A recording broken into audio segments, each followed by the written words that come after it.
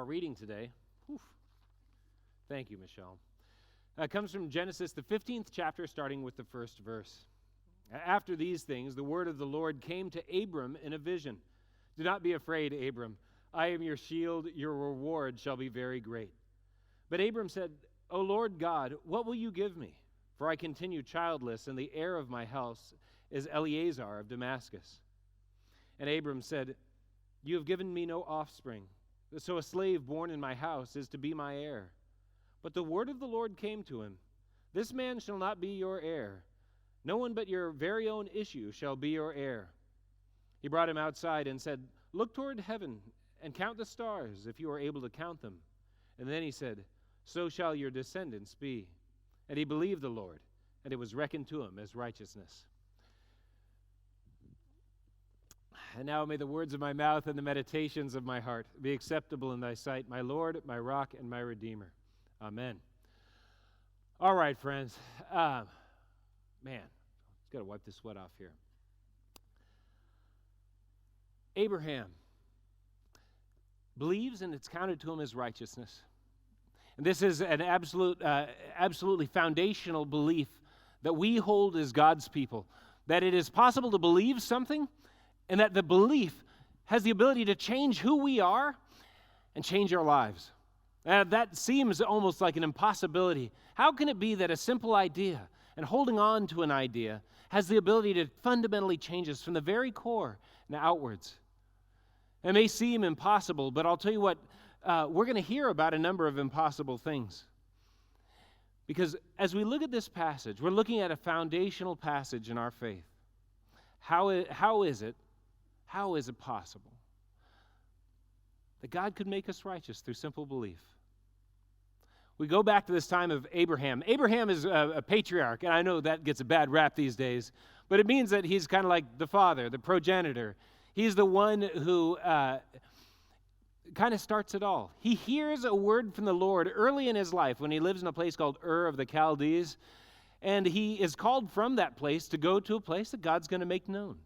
He leaves his homeland, and he goes at first with his family.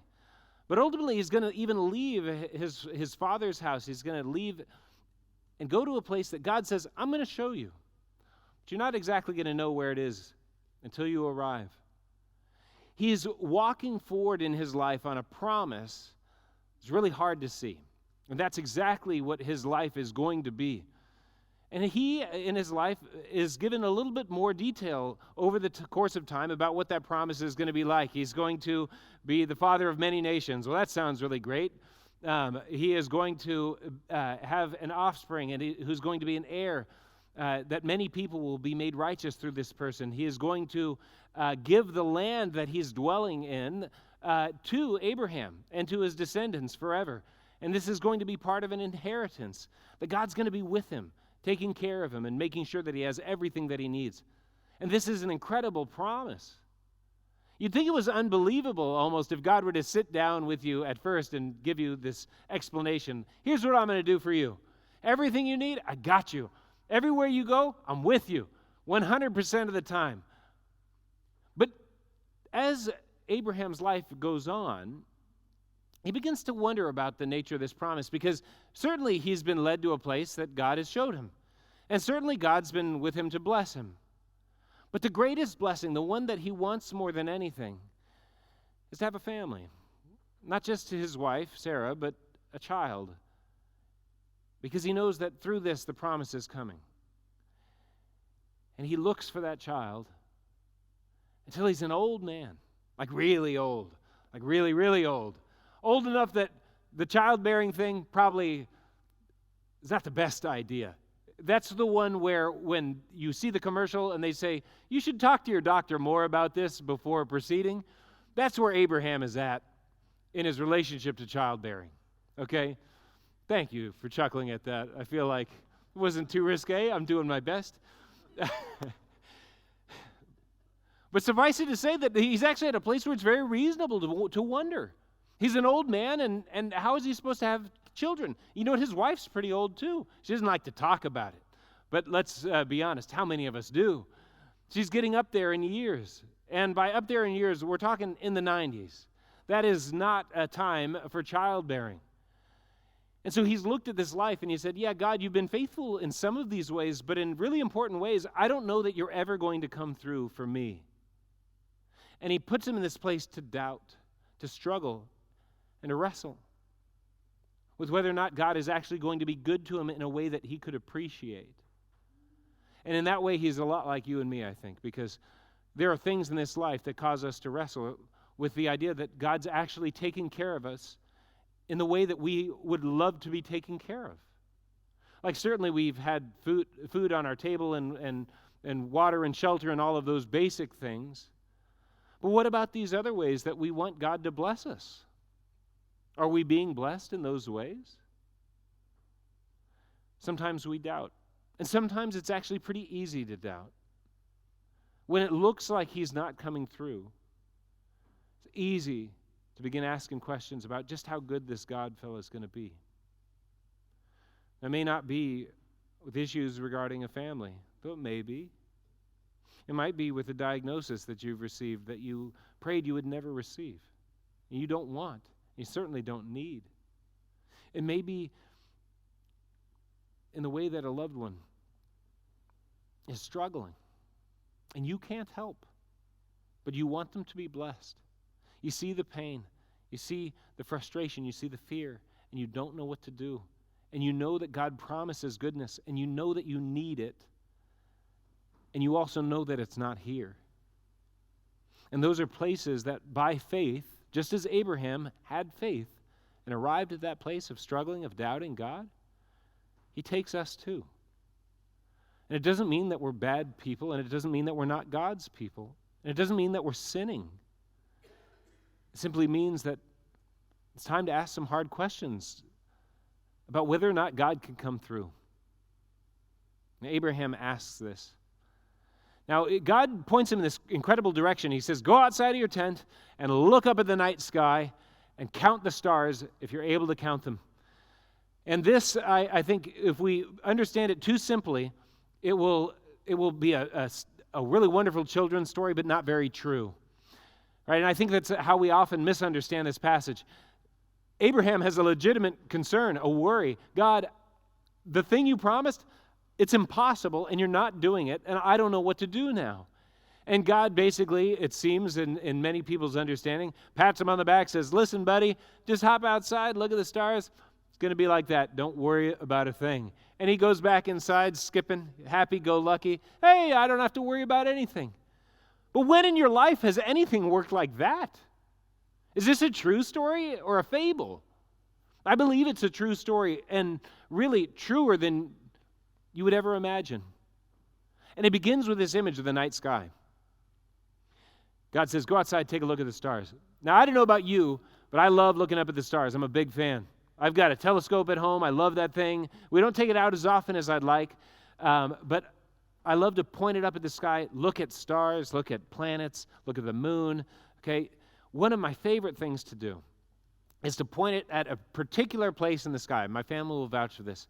It's called the Pleiades. Now, the Pleiades are also known as the Seven Sisters. Here's the thing about the night sky, right? You can see only so much. Now, you ever wonder how many stars are visible in the night sky? I've wondered that before. I Googled it in preparation for this sermon.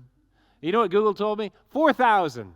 4,000. Now, hold on. I woke up this morning, as I often do, very, very early. I went outside for a walk, as I often do, with the stars and in the dark, and I don't use a light. So if you ever see out in the country road some guy just walking around like this, zigzagging, I'm not still up. I've gotten up, and I'm just interested in the stars, okay? Because there's so much happening up there. There's so many incredible things. And there's more happening than you could imagine. Because though maybe you could see 4,000 stars, and I'll say last night was, or rather this morning, was pretty good. But, in the desert, with no light pollution, maybe it's even better. Maybe Abraham saw something much clearer than I could see. But we know that he didn't see everything. Scientists, astronomers, they calculate the number of stars in the entire universe to be somewhere between, I love this, 10 to the 23rd or 10 to the 24th number of stars, which, by the way, if you were to do that, that's how many zeros go behind the 10. And then 23 zeros or 24. You get it wrong by that one zero, that's 10 times the amount between 23 and 24. That's my kind of math.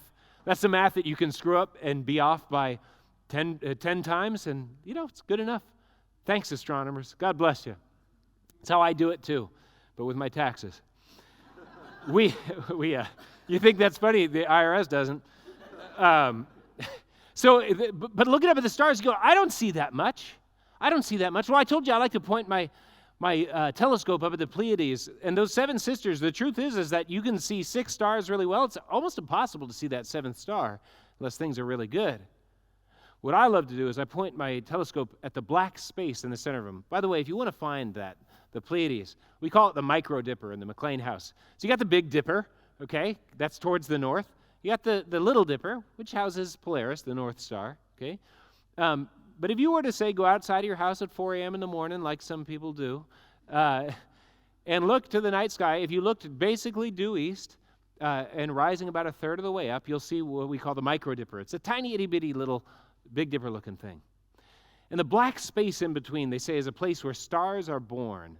It's not Hollywood. In that black space, if you point a telescope at it, there are more stars than you can count.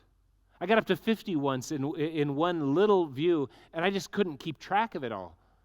There's so much more happening in that tiny space that appears like nothing could happen there than I could ever imagine. And it's beautiful and it's amazing, but I would have never known unless I started looking.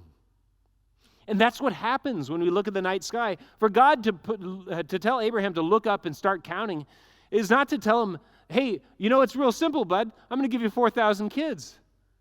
That's not what God is doing at all, and it's not what he does for us either. Because God doesn't give us a promise and then spend the rest of our time explaining how it's not that big of a deal. If God wanted to make faith easy, what he would have done for Abraham is to just tell him more of the story. Don't worry, bud, you're going to have a kid. It's not as many as you might hope, but guess what? He's going to have a couple kids, and then that one's going to have a bunch of kids, and it just goes on from there. And wouldn't you know, in due time, there'll be plenty. You just wait and be patient. See, God doesn't make it a simple matter. As a matter of fact, he tells Abraham to go look at the hardest thing in the world to understand. And he says, that is what the fulfillment of my promise to you is going to look like. And that's what he does for us. He guides us to this place that is beyond what we could ever understand. He doesn't water this promise down to make it easy to believe. He points us to impossibility, and he says, I will do one better than that. Because he points Abraham to these stars. He points him to the truth that how he's going to be working in his life is greater than he could ever understand or know. But he points us to an image that's very much like it, so that we can walk by the same kind of faith that Abraham had. See, Abraham no doubt left that night sky and he walked back into where he was before, and he still saw the problems that he faced. But now he trusted God. Maybe not completely. Maybe just a little. But whatever it was that he was able to trust after that vision, God credited it to him as righteousness. He says, you're going to be different because of the way that you've believed. And that's what he does for you. You see, we have our doubts. When we get the bad diagnosis, when we face the struggles, when we see a future unfolding before us that doesn't look like we hoped, we too have our doubts. And there are legitimate doubts. There are legitimate fears and concerns. You may worry about what it is going to be like to live out your life. For young people, they often look at their lives and see so much stretching out before. How is this all going to work out? And it's overwhelming. In the same way that looking up at the night sky is often an overwhelming experience. It seems so big and we seem so small. But God encourages us to trust. And there are others who, in their age, look at their life, and I hear this often from many people, well, I've lived a good life, but there's just nothing left for me here. But God has brought you here to this place, and he has preserved your life for a reason, and whatever there is between here and there, you're here for a reason. And there is enough in that time and in that place that though you may imagine like Abraham did, that even God can't renew this time. But he promises he will do it, and he encourages you, trust in him. Don't look and imagine that it's easy. Know that it's hard, and I will still do it. It doesn't need to become easy for God to fulfill his plan for your life. Because I know this has happened in my life, and maybe it needs to happen in yours, or maybe it's happening right now. When I came to faith, I had some questions and doubts too. I didn't step outside of my house and look at this black void above me and wonder. I looked at the black void inside of my heart, and I too wondered whether or not God had what it takes to make any difference in my life. And I doubted. And God didn't say, well, don't worry about it. Let me tell you, this is how it's going to be. You know, every day you just try a little bit. You get a little bit better. You try a little bit more. He didn't simplify some kind of process to make faith not only understandable but easy. Instead, he points you and me to the cross of Jesus Christ. And he says, you see that place? That place where Jesus died? That's a place where people die. But not me. And I've overcome death. And I can overcome anything. And if you see death or darkness inside of you, I will overcome that. And if you are worried about death and darkness in your own life or in the world around you, he will overcome that. And he doesn't need to water this down and show you some kind of a simple process of how he's going to get there. He instead turns you to the person of Jesus Christ, who, yes, died because of sin, but then rose to overcome that same sin. That he is enough, that he is the answer. And he doesn't make faith simple in Jesus, but he tells us the truth and gives us enough to hold on to, that we may not understand exactly how it is that God is going to get us to the far side of our doubts or worries or the struggles that we face. But we can look at this impossible truth and know that he can do not only as much as we see and as much as we know, but so much more that we can't even begin to fathom. And this is why he points Abraham to the night sky. And it's why he points you to the cross. Because what God is doing, it isn't simple. And it might be pretty fair to doubt it every now and again. But he is going to overcome everything in Christ Jesus. And so let us pray. Lord, Heavenly Father, you know the things that we struggle with, and they're not simple. There are things we wrestle with inside of ourselves. Lord, there are things in our homes we struggle with. Ways that we hope. We hope for things that we believe you want for us, and we do not see them. And we struggle, Lord.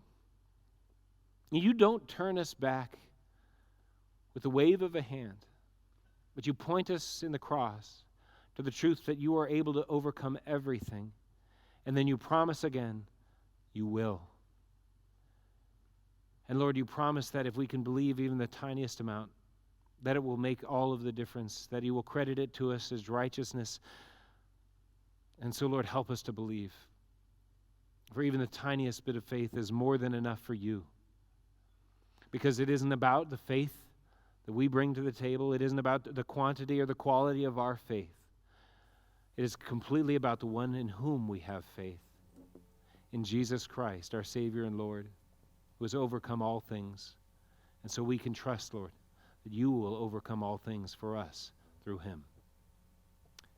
We thank you for that promise and look forward to its fulfillment through the same Jesus Christ our Lord. Amen.